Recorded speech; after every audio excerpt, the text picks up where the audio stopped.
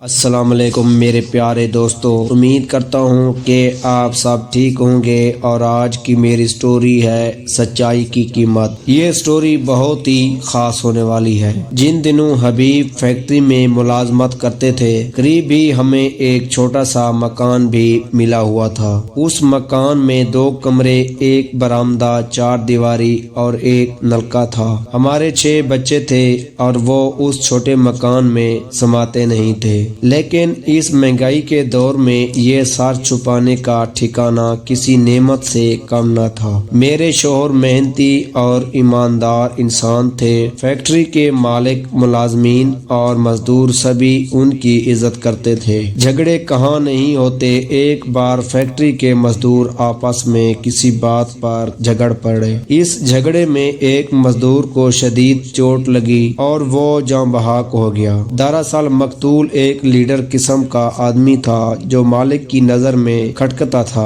بہرحال یہ تو اتفاق تھا کہ میرے شوہر وقوع کے وقت وہاں موجود تھے۔ انہوں نے سب کچھ اپنی آنکھوں سے دیکھا۔ جھگڑے کی اصل وجہ وہ لوگ تھے جنہوں نے بات کا بتنگڑ بنایا۔ جب مقتول نے جھگڑا ختم کرانے کی کوشش کی تو فسادی گروپ کے ایک شخص نے سریے کا وار کر کے اسے شدید زخمی کر دیا۔ وار اتنا خطرناک تھا کہ سریہ مقتول کے دل میں پیوست ہو گیا اور وہ بیچارہ جان سے گیا۔ معاملہ پولیس تک پہنچا، چونکہ میرے شوہر وہاں موجود تھے اور جھگڑے میں فریق یا شریک نہ تھے، اس لیے چند مزدوروں نے ان کا نام لیا کہ یہ دیانتدار آدمی ہیں اور ان کی گواہی معتبر ہوگی۔ اب انصاف کا تمام دار و مدار حبیب کی گواہی پر تھا۔ مقتول ریاض کی بوڑھی ماں ہمارے گھر آ کر فریاد کرنے لگی کہ حبیب بیٹے تم گواہی دو تاکہ ہمیں انصاف ملے، باقی گواہ تو قابل بھروسہ نہیں ہیں۔ میں نے شوہر سے کہا تم کیوں بلا وجہ اپنی گردن پھنسوانا چاہتے ہو؟ وہ گو مگو کی حالت میں تھے کیونکہ مقتول کے چھوٹے بچے تھے جن کا کوئی سہارا نہیں رہا تھا۔ انصاف ملنے سے مقتول کی بیوہ کو کچھ مالی امداد مل سکتی تھی۔ دوسری طرف فیکٹری کا مالک چاہتا تھا کہ میرے شوہر اس کی منشا کے مطابق گواہی دیں اور حقیقت کو چھپائیں۔ اس نے میرے شوہر کو پیشکش کی کہ وہ مقتول کی بیوہ کو 50,000 روپے دے دے گا اور اگر میرے شوہر صلح کروا دیں تو انہیں بھی کچھ رقم دی جائے گی، لیکن شرط یہ تھی کہ گواہی اس طرح دی جائے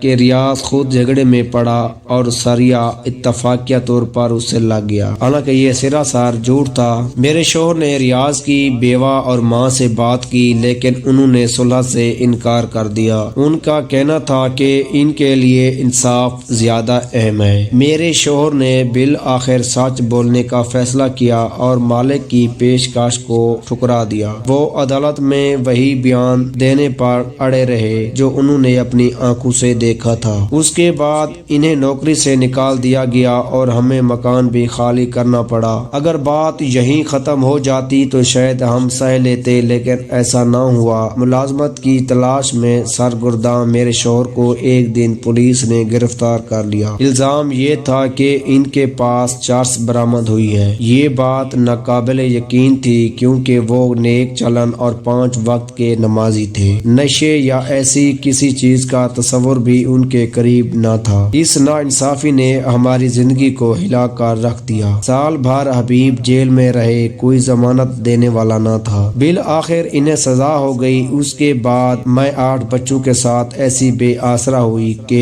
ان دنوں کے دکھ لکھنے کی تاب مجھ میں نہیں۔ بڑی بیٹی 13-14 برس کی تھی، باقی سب چھوٹے چھوٹے تھے۔ ان کا پیٹ بھرنا سب سے بڑا مسئلہ